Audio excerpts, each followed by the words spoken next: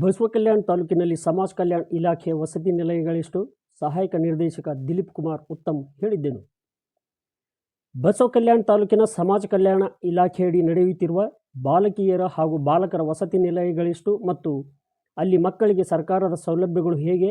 ಕೆಲವು ವಸತಿ ನಿಲಯಗಳಲ್ಲಿ ವಿದ್ಯಾರ್ಥಿನಿಯರಿಗೆ ತಮ್ಮ ಇಲಾಖೆಯಡಿಯಿಂದ ಸಿಗುವ ಸರ್ಕಾರದ ಯೋಜನೆಗಳೇನು ಮತ್ತು ಉತ್ತಮ ಪ್ರತಿಭಾವಂತ ಮಕ್ಕಳನ್ನು ಹೇಗೆಲ್ಲ ಪ್ರೋತ್ಸಾಹ ಉತ್ತೇಜನ ನೀಡುತ್ತಿದ್ದೀರೆಂಬ ಅನೇಕ ವಿಷಯಗಳ ಕುರಿತು ಸಮಾಜ ಕಲ್ಯಾಣ ಇಲಾಖೆಯ ತಾಲೂಕಾ ಸಹಾಯಕ ನಿರ್ದೇಶಕರಾದ ದಿಲೀಪ್ ಕುಮಾರ್ ಉತ್ತಮ್ ಗ್ರೇಡ್ 1 ಅಧಿಕಾರಿ ಅವರು ನಮ್ಮ ವೀರ ಸಂಕಲ್ಪ ಮೀಡಿಯಾದೊಂದಿಗೆ ಅನೇಕ ವಿಚಾರಗಳನ್ನು ಹಂಚಿಕೊಂಡಿದ್ದಾರೆ.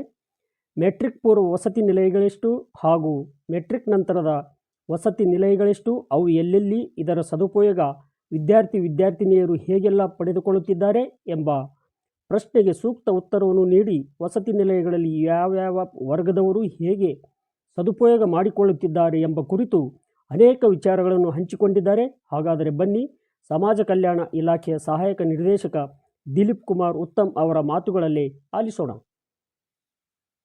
ವೀರ ಸಂಕಲ್ಪ ಮೀಡಿಯಾಗೆ ಸ್ವಾಗತ ಸರ್. ಓಕೆ ಸರ್, ತಾವು ಬಸವ ಕಲ್ಯಾಣ ತಾಲೂಕಿನ ಸಮಾಜ ಕಲ್ಯಾಣ ಇಲಾಖೆಯ ಒಂದು ಅಧಿಕಾರಿಯಾಗಿ ಸಹಾಯಕ ನಿರ್ದೇಶಕರಾಗಿ ತಾವು ಇಲ್ಲಿ ಬಂದಿದ್ದೀವಿ. ಹೌದು. ಇಲ್ಲಿ ನಮ್ಮ ಒಂದು ಈ ಬಸವ ಕಲ್ಯಾಣ ತಾಲೂಕಿನಲ್ಲಿ ತಮ್ಮ ಇಲಾಖೆಯಲ್ಲಿ ನಡೆಯುತ್ತಾ ಇರ್ತಕ್ಕಂಥ ಒಂದು ವಸತಿ ನಿಲಯಗಳು ಎಷ್ಟಿವೆ ಸರ್ ತಮ್ಮ ಇಲಾಖೆ? ಸರ್, ನಮ್ಮಲ್ಲಿ ಪ್ರೀ ಮ್ಯಾಟ್ರಿಕ್ ಅಂದರೆ doctor B R Ambedkar matric ಪೂರ್ವ ಬಾಲಕಿಯರ ವಸತಿ ನಿಲಯ 11, ಮೆಟ್ರಿಕ್ ನಂತರದ ವಸತಿ ನಿಲಯ 2, ಇನ್ನು ಮತ್ತೆ Bharat Ratna doctor B R Ambedkar ಆಶ್ರಮ ಶಾಲೆಗಳು 3 ಇವೆ ಸರ್.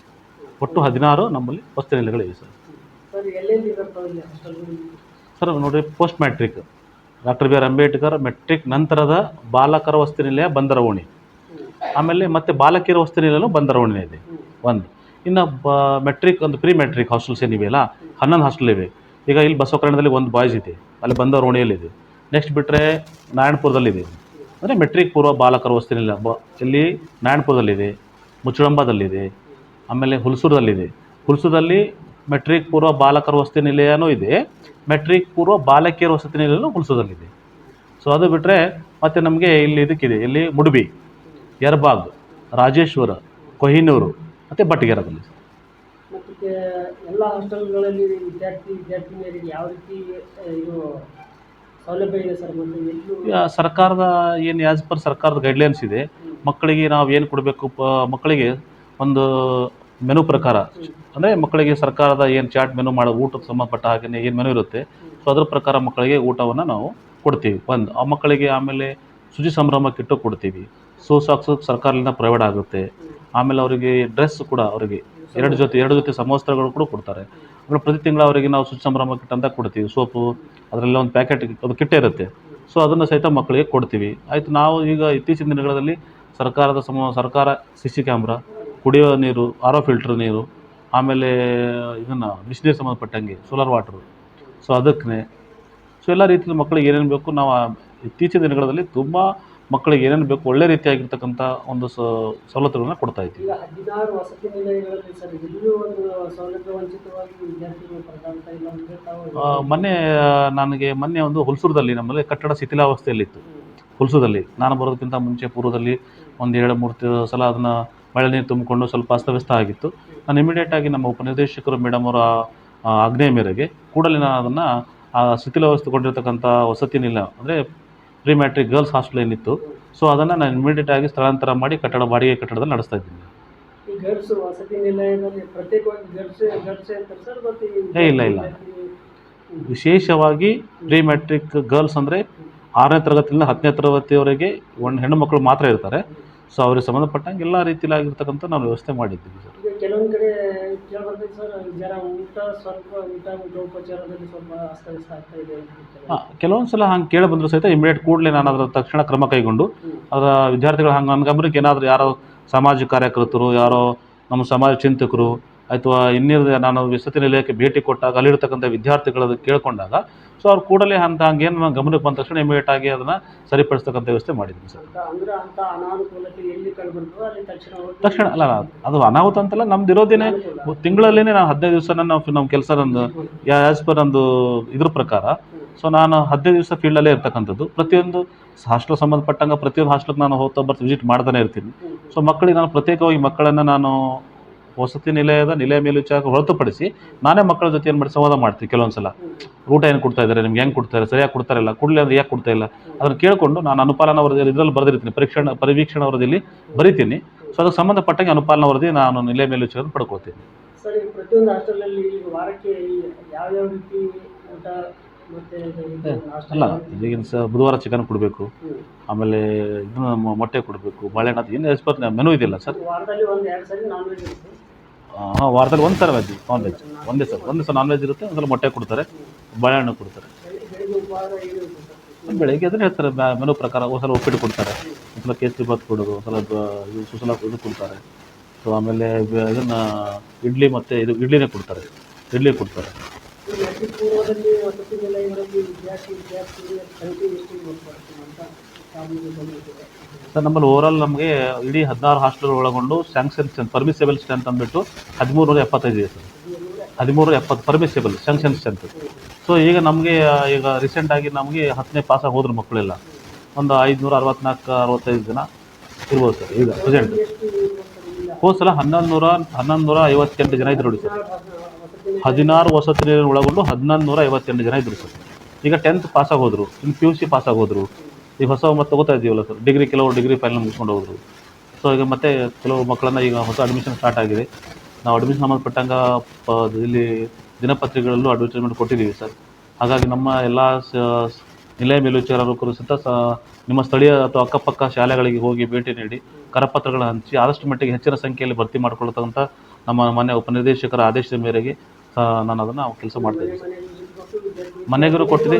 ವಿಶೇಷವಾಗಿ ನಮ್ಮ ಮಾನ್ಯ ಉಪನಿರ್ದೇಶಕರ ಆದೇಶದ ಮೇರೆಗೆ ನಾನು ಬಸವ ಕಲ್ಯಾಣದಲ್ಲಿರ್ತಕ್ಕಂತಹ ಅಲೆಮಾರಿ ಸರ್, ಅಲೆಮಾರಿ ಇಲ್ಲಿ ನಾರಾಯಣಪುರ ಹತ್ರ ಐತೆ ನೋಡಿ ಸರ್. ಅದು ಯಾರು ಅಂದರೆ ಇವರು ಪಾರ್ದಿ ಜನಾಂಗ, ಮೇಧಾ ಜನಾಂಗ ಇದ್ದಾರೆ. ಆಮೇಲೆ ಅಲ್ಲಿ ದೊಂಬಿದಾಸರು ಇದ್ದಾರೆ. ಎಲ್ಲಿ ನಮ್ಮದು ಬಸವ ಕಲ್ಯಾಣ ಬಸ್ ಸ್ಟ್ಯಾಂಡ್ ಹಿಂದ್ಗಡೆ ದೊಂಬಿದಾಸರು, ಮಂಗಾರವಾಡಿ ಇದ್ದಾರೆ. ಸೊ ಅಂತಹ ಒಂದು ಪ್ರದೇಶಗಳಿಗೆ ನಾನು ಭೇಟಿ ಕೊಟ್ಟು ಆ ಮಕ್ಕಳನ್ನು ಆದಷ್ಟು ಮಟ್ಟಿಗೆ ನಿಮ್ಮ ಮಕ್ಕಳನ್ನು ನಾನು ಶಾಲೆಗೆ ಸೇರಿಸಿ, ವಸತಿ ನಿಲಯ ಸೇರಿಸಿ ಅಂತ ನಾನು ಕಳಕಳಿ ಮನವಿ ಮಾಡ್ಕೊಂಡಿದ್ದೀನಿ. ಸೊ ಆಲ್ರೆಡಿ ಅಲ್ಲಿಂದ ಒಂದು 3 ಜನ ಮಕ್ಕಳು ನಮ್ಮಲ್ಲಿ ಬಂದಿದ್ದಾರೆ ಸರ್. ಸೊ ಅವ್ರಿಗೆ ವಿಶೇಷವಾಗಿರ್ತಕ್ಕಂಥ ಅದೇ ಹೇಳಿದ್ದೀನಿ, ನೀವು ಶಾಲೆ ಕಲೀಲೇ ಬಿಡಲಿ, ನೀವು ತಂದು ಸೇರಿಸಿ, ಅವ್ರು ಡೈರೆಕ್ಟ್ ಯಾವ ಸ್ಕೂಲಿಗೆ ಸೇರಿಸಬೇಕು, ಅವ್ರ ವಯಸ್ಸಿಗೆ ಅನುಗುಣವಾಗಿ ನಾವು ಶಾಲೆಗೆ ಸೇರಿಸಿ ವಸತಿ ನಿಲಯದಲ್ಲಿ ಇಟ್ಕೋತೀವಿ ಅಂತ ಹೇಳಿದ್ದೀನಿ ಸರ್. ನಾನು ಮತ್ತು ನಮ್ಮೆಲ್ಲ ನಿಲಯ ಮೇಲ್ವಿಚಾರವನ್ನು ಸೇರಿ ನಾವು ಅಲ್ಲಿ ಹೋಗಿ ನಾವು ಕರಪತ್ರಗಳನ್ನ ಹಂಚಿದ್ದೀವಿ ಸರ್. ಆಮೇಲೆ ನಮ್ಮ ಪ್ರಸ್ತುತವಾಗಿ ನಮ್ಮ ಎಲ್ಲ ಮೇಲ್ವಿಚಾರಕರು ಸಂಬಂಧಪಟ್ಟ ಶಾಲಾ ಕಾಲೇಜುಗಳಿಗೆ ಭೇಟಿ ನೀಡಿ ಅಡ್ಮಿಷನ್ ಹೆಚ್ಚಿಸ್ತಕ್ಕಂತಹ ಒಂದು ಕೆಲಸ ಕಾರ್ಯದಲ್ಲಿ ತೊಡಗಿಟ್ಟಿದ್ದೀವಿ. ಬಸವ ಕಲ್ಯಾಣಕ್ಕೆ ಬಂದು ಎಷ್ಟು ತಿಂಗಳಾಯ್ತಾ? 9 ತಿಂಗಳಾಯ್ತು ಸರ್. ಹಾಂ ಸರ್. ತಮ್ಮ ಒಂದು ಅಧಿಕಾರಾವಧಿಯಲ್ಲಿ ಒಟ್ಟಿಗೆವರೆಗೆ ಯಾವ ರೀತಿ ಸ್ಪಂದನೆ ಮಾಡ್ತಾ ಇದ್ದಾರೆ ತಮ್ಮ ಒಂದು ಸರ್? ನಾನು ಸೆಪ್ಟೆಂಬರ್ ತಿಂಗಳಲ್ಲಿ ಆಗಸ್ಟ್ 28 ತಾರೀಕು ಬಂದೆ ಸರ್ ಅಲ್ಲಿಗೆ, 2023ರಲ್ಲಿ ಬಂದ ತಕ್ಷಣ ಕೂಡಲೇ ನಾನು ಬಂದ ತಕ್ಷಣ ಸರ್ಕಾರ ಒಂದು ಆದೇಶ ಸೆಪ್ಟೆಂಬರ್ 15ಕ್ಕೆ ಒಂದು ಅಂತಾರಾಷ್ಟ್ರೀಯ ಪ್ರಜಾಪ್ರಭುತ್ವ ದಿನಾಚರಣೆ ಅಂತ ಮಾಡಿದ್ವಿ ಸರ್. ಅಂದರೆ ಅಂತಾರಾಷ್ಟ್ರೀಯ ಪ್ರಜಾಪ್ರಭುತ್ವ ದಿನಾಚರಣೆಯನ್ನು ಉಳಿಸೋ ಸಲುವಾಗಿ ನಾವು ಅಂಬೇಡ್ಕರ್ ಸಚಿವರಲ್ಲಿ ಒಂದು ಹೊಸ ನಮ್ಮ ಸಮಾಜ ಕಲ್ಯಾಣ ಸಚಿವರು ಡಾಕ್ಟರ್ ಎಸ್ ಸಿ ಮಹದೇವಪ್ಪ ಸಾಹೇಬ್ರದನ್ನು ಹೊಸದ ಒಂದು ಆದೇಶ ಮಾಡಿದರು. ಒಂದೇ ಸಲ ಸಂವಿಧಾನದ ಪೀಠಿಕೆಯನ್ನು ಎಷ್ಟು ಲಕ್ಷ ಜನ ಒಂದೇ ಸಲ ಸರ್, ಒಂದೇ ಟೈಮಿಗೆ ಒಂದೇ ಸಮಯಕ್ಕೆ ಎಷ್ಟು ಲಕ್ಷ ಜನನ ಅದನ್ನು ಸಂವಿಧಾನ ರೀಡಿಂಗ್ ಮಾಡಿದ್ರು ಸರ್, ಪೀಠಿಕೆಯನ್ನು. ಸೊ ಅದಾದಮೇಲೆ ಮತ್ತೆ ನಾವು ಫೆಬ್ರವರಿಯಲ್ಲಿ ಇದು ನಮ್ಮಲ್ಲಿ ಡಿಸೆಂಬರ್ ತಿಂಗಳ ಮೇಡಮ್ ಅವ್ರ ಇಲ್ಲಿವರೆಗೆ ಯಾರೂ ಮಾಡಿದ್ದಿಲ್ಲ ಅಂತ ನಮಗೆ ಎಲ್ಲ ವಸತಿ ನಿಲಯ ಮಕ್ಕಳಿಗೆ ಒಂದು ಕ್ರೀಡಾಕೂಟ, ಜಿಲ್ಲಾ ಮಟ್ಟದ ಕ್ರೀಡಾಕೂಟ ಇದನ್ನು ಏರ್ಪಾಡು ಮಾಡಿದರು ಇಲ್ಲಿ ಬೀದರ್ ಜಿಲ್ಲೆಯಲ್ಲಿ. ಎಲ್ಲ ವಸತಿ ನಿಲಯ ಮಕ್ಕಳನ್ನು ನಮ್ಮಲ್ಲಿ ತಾಲೂಕು ಮಟ್ಟದ ಮುಂಚೆ ಆಡಿಸಿ ಆಮೇಲೆ ನೆಕ್ಸ್ಟ್ ಜಿಲ್ಲಾ ಮಟ್ಟಕ್ಕೆ ಆಯ್ಕೆ ಆಗಿರ್ತಕ್ಕ ಮಕ್ಕಳನ್ನು ತಗೊಂಡು ಅಲ್ಲಿ ನಾವು ಇದನ್ನು ಮಾಡಿದ್ವಿ ಸರ್. ಅಂದರೆ ಜಿಲ್ಲಾ ಮಟ್ಟಕ್ಕೆ ಎಲ್ಲ ಮಕ್ಕಳನ್ನು ಆಟ ಮಾಡಿದ್ವಿ, ಸ್ಪರ್ಧೆ ಮಾಡಿದ್ವಿ ಸರ್. ಅದು ಆದಮೇಲೆ ವಿಶಿಷ್ಟವಾಗಿ ಮತ್ತೆ ಸರ್ಕಾರ ಆದೇಶ ಹೊರಡಿಸಿದ ಹಾಗೆ ಸಂವಿಧಾನ ಜಾಗೃತಿ ಜಾಥಾ ಮಾಡಿದ್ವಿ ಸರ್. ನಾನು 31 ಗ್ರಾಮ ಪಂಚಾಯತಿಗಳು ಇಲ್ಲಿ ಮತ್ತು 7 ಗ್ರಾಮ ಪಂಚಾಯತ್ ಹುಸೂರು ತಾಲೂಕು, ಅಂದರೆ ಒಟ್ಟು 38 ಗ್ರಾಮ ಪಂಚಾಯತಿಗಳು. ಅಂದರೆ ಫೆಬ್ರವರಿ 18 ತಾರೀಕು ನನಗೆ ಇದಕ್ಕೆ ಕೊಟ್ಟರು ಸರ್. ಇಲ್ಲಿ ಅಂದರೆ ರಾಜೇಶ್ವರಿಗೆ ಇದು ಸರ್, ಹಳ್ಳಿಕೆರೆ ಕೆ. ಅಲ್ಲಿಂದ ನಾನು ಫಸ್ಟ್ ಖೇಡಾ ಗ್ರಾಮದಿಂದ ಮುಗಿಸ್ಕೊಂಡು ಖೇಡಾಲಿಂದ ಇಡೀ ಬಸವ ಕಲ್ಯಾಣ ಪ್ರತಿಯೊಂದು ಗ್ರಾಮ ಪಂಚಾಯತಿಗಳನ್ನು ಸುತ್ತಿ ಸಂವಿಧಾನದ ಬಗ್ಗೆ ಜಾಗೃತಿ ಅರಿವು ಮೂಡಿಸ್ತಕ್ಕಂಥ ಒಂದು ಕಾರ್ಯವನ್ನು ನಾನು ಮಾಡಿದ್ದೀನಿ ಸರ್. ಅದೊಂದು ನನ್ನ ಜೀವನದಲ್ಲಿ ಒಂದು ವಿಶೇಷ ಅನುಭವ ಅಂತ ಹೇಳ್ಬೋದು. ಸರ್ಕಾರದ ಯಾವುದೇ ಕಾರ್ಯಕ್ರಮ ಬಂದರೆ ಸಹಿತ ನಾನು ವಿಶೇಷವಾಗಿ ನಾನು ನಮ್ಮಲ್ಲಿ ಸಹಾಯಕ ಆಯುಕ್ತರಾಗಿರ್ಬೋದು, ತಹಸೀಲ್ದಾರ್ ಸರ್ ಆಗಿರ್ಬೋದು, ಆಮೇಲೆ BO ಆಗಿರ್ಬೋದು, ಎಲ್ಲ ತಾಲೂಕು ಮಟ್ಟದ ಎಲ್ಲ ಅಧಿಕಾರಿಗಳ ಒಂದು ಸಹಯೋಗದಲ್ಲಿ ನನಗೆ ಏನಾದರೂ ಕೊಟ್ಟರು ಸಹಿತ ಅದನ್ನು ನಾನು ಅಂದರೆ ನನ್ನ ಕೇವಲ ಅಧಿಕಾರದ ಎಷ್ಟು ಮಾಡಬೇಕು ಅದಕ್ಕೆ ಸೀಮಿತಗೊಳ್ಳದೇ ವೈಯಕ್ತಿಕವಾಗಿ ಸಹಿತ ನನ್ನ ಕಾಳಜಿ ವಹಿಸಿ ನಾನು ಕೆಲಸ ಕಾರ್ಯ ಮಾಡಿದ್ದೇನೆ. ಇನ್ನು ಅದು ಅಲ್ಲದೆ ಇನ್ನೊಂದು ನಿಮ್ಗೆ ತಮಗೆ ವಿಶೇಷವಾಗಿ ಹೇಳಬೇಕನ್ನೋ ಆಗಿದ್ರೆ, ನಾನು ಮೊನ್ನೆ ಒಂದು 10ನೇ SSLC ಮಕ್ಕಳಿಗೆ ವರ್ಕ್ಶಾಪ್ ಮಾಡಿದ್ದೆ ಸರ್, ಕಾರ್ಯಾಗಾರ. ಮಾನ್ಯ ಸಹಾಯಕ ಕರೆಸಿ ಒಂದು ಕಾರ್ಯಾಗಾರ ಮಾಡಿದ್ದೆ ಸರ್.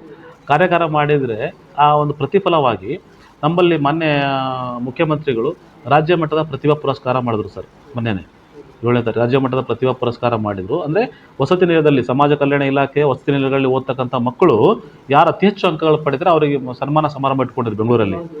ಆ ಪ್ರತಿಭಾವಂತ ವಿದ್ಯಾರ್ಥಿಗಳು, ಅದು ಓನ್ಲಿ ಸಮಾಜ ಕಲ್ಯಾಣ ಇಲಾಖೆ ಹಾಸ್ಟೆಲ್ಗಳು ಓದಿರ್ತಕ್ಕಂಥ ಮಕ್ಕಳಿಗೆ, ಮೊರಾರ್ಜಿ ದೇಸಾಯಿ ಮಕ್ಕಳಿಗೂ ಇಟ್ಕೊಂಡಿದ್ರು ಸರ್. ಸೊ ಅದರಲ್ಲಿ ಜಿಲ್ಲೆಗೆ ಫಸ್ಟ್ ಬಂದಿದ್ದು ಆರತಿ ಅಂತ, ಇಲ್ಲಿ ನಮ್ಮ ಮೊರಾರ್ಜಿ ದೇಸಾಯಿ ಸ್ಕೂಲ್ ಹುಡುಗಿ. ಇನ್ನು ಇಡೀ ಕರ್ನಾಟಕದಲ್ಲಿ 20 ಜನ ಇದು ಮಾಡಿದರು, 15 ಜನ ಮಾಡಿದರು, ಆಮೇಲೆ 30 ಜನ ಎಕ್ಸ್ಟೆಂಡ್ ಮಾಡಿದ್ರು. ಅಷ್ಟು 35 ಜನರಲ್ಲಿ ಬಸವ ಕಲ್ಯಾಣ ತಾಲೂಕಿಗೆ 4 ಮಕ್ಕಳು ಸರ್.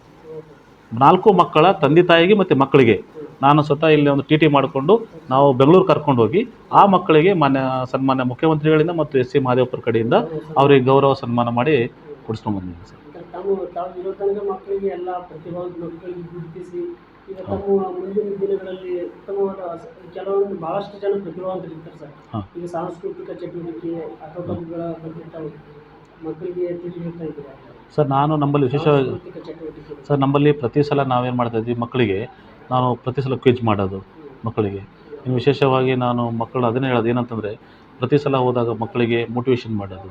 ಮನೆ KDP ಸಭೆಯಲ್ಲಿ ಮನೆ ಶಾಸಕರು ಸಹಿತ ಇದನ್ನೇ ಹೇಳಿದರು, ಮಕ್ಕಳು ಆಟ ಆಡೋದೇ ಕಾಣಿಸ್ತಾ ಇಲ್ಲ, ಮಕ್ಕಳು ನೃತ್ಯ ಇದರಲ್ಲಿ ಪಾಲ್ಗೊಳ್ತಾ ಇಲ್ಲ, ಸೊ ಅದನ್ನು ಹೆಚ್ಚೆಚ್ಚು ಮಾಡಿ ಅಂತ ಹೇಳಿದ್ರು ನಮ್ಮ KDPಯಲ್ಲಿ.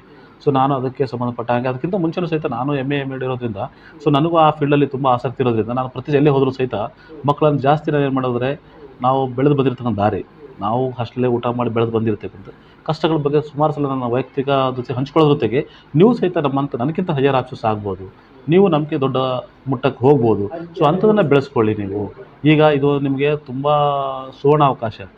ಈಗ ನಿಮ್ಗೆ ಯಾವುದೇ ರೀತಿಯಾಗಿರೋ ಪ್ರೆಷರ್ ಇಲ್ಲ, ಏನೂ ಇಲ್ಲ. ಎಲ್ಲ ಮುಂಚೆ ನಾವಿರ್ತಕ್ಕಂಥ ವಸತಿ ವ್ಯವಸ್ಥೆ ಇಲ್ಲ. ಈಗ ಸರ್ಕಾರ ತುಂಬ ಚೆನ್ನಾಗಿ ನಮಗೆ ಎಲ್ಲ ಅನುಕೂಲ ಮಾಡಿಕೊಟ್ಟಿದೆ, ಅದ್ರ ಸದುಪಯೋಗ ಪಡಿಸ್ಕೊಳ್ಳಿ ಅಂತಕ್ಕಂಥದ್ದನ್ನ ನಾನು ಪ್ರತಿ ಸಲ ಯಾವ ವಸತಿನಿಲಯ ವಿಸಿಟ್ ಕೊಟ್ಟರು ಸಹಿತ ಅದನ್ನೇ ಹೇಳ್ತೇವೆ ಸರ್. ಕೊನೆಯದಾಗಿ ವಿದ್ಯಾರ್ಥಿನಿಯರಿಗೆ ಮತ್ತು ವಸತಿ ನಿಲಯದ ವಾರ್ಡನ್ಗಳಿಗೆ ಯಾವ ರೀತಿ ಸ್ವಚ್ಛತೆ ಕಾಪಾಡಿಕೊಂಡು ಇತ್ತೀಚಿನ ದಿನಗಳಲ್ಲಿ ನಮ್ಮಲ್ಲಿ ಡೆಂಗು ಜ್ವರ ಜಾಸ್ತಿ ಕಾಣಿಸ್ಕೊಳ್ಳೋದು ಪರಿಸರ, ಡೆಂಗು ಜ್ವರ ಕಾಣಿಸ್ಕೊಳ್ತಾ ಇರೋ ಸಂಬಂಧ ನಾನು ಅದನ್ನು ಹೇಳಿ ನಮ್ಮ ನಿಲಯ ಮೇಲ್ವಿಚಾರಕರು ಇವತ್ತು ನಾಳೆ ಮೀಟಿಂಗ್ ಕರೆದು ಅದನ್ನೇ ನಾವು ನೀರುಗಳನ್ನ ಸಿಂಟ್ಯಾಕ್ಸ್ಗಳನ್ನು ಕ್ಲೀನ್ ಇಟ್ಕೊಳ್ಳೋದು, ಸುತ್ತಮುತ್ತ ನಮ್ಮ ವಸತಿ ನಿಲಯ ಸುತ್ತಮುತ್ತ ಇರ್ತಕ್ಕಂಥನ್ನೆಲ್ಲ ಕ್ಲೀನ್ ಮಾಡಿಸೋದು, ಈ ಬ್ಲೀಚಿಂಗ್ ಪೌಡ್ರ್ಗಳನ್ನು ಹಾಕ್ಸಕ್ಕಂಥದ್ದು, ಆಮೇಲೆ ಮಕ್ಕಳಿಗೆ ಆದಷ್ಟು ಮಟ್ಟಿಗೆ ಶುಚಿತ್ವವನ್ನು ಕಾಪಾಡಿಕೊಳ್ಳಿಕ್ಕೆ ನಾನು ಹೇಳಬೇಕಂತ ನಮ್ಮ ಮನೆ ಉಪನಿರ್ದೇಶಕರು ಆದೇಶಿಸಿದ್ದಾರೆ. ಸೊ ಅದನ್ನು ನಾನು ಕರೆದು ಇಮಿಡಿಯೇಟಾಗಿ ನಮ್ಮ ನಿಲಯ ಮೇಲ್ವಿಚಾರಕರಿಗೆ ಅದನ್ನು ಶುಚಿತ್ವ ಕಾಪಾಡಿಕೊಳ್ಳಿಕ್ಕೆ ಹೇಳ್ತೀನಿ ಸರ್. ಧನ್ಯವಾದಗಳು ಸರ್. ಇಲ್ಲಿವರೆಗೆ ನಮ್ಮ ನ್ಯೂಸ್ಗೆ ಮಾತಾಡಿದ್ದಕ್ಕೆ. Okay, thank you sir. ತಮಗೂ ಥ್ಯಾಂಕ್ ಯು ಸರ್.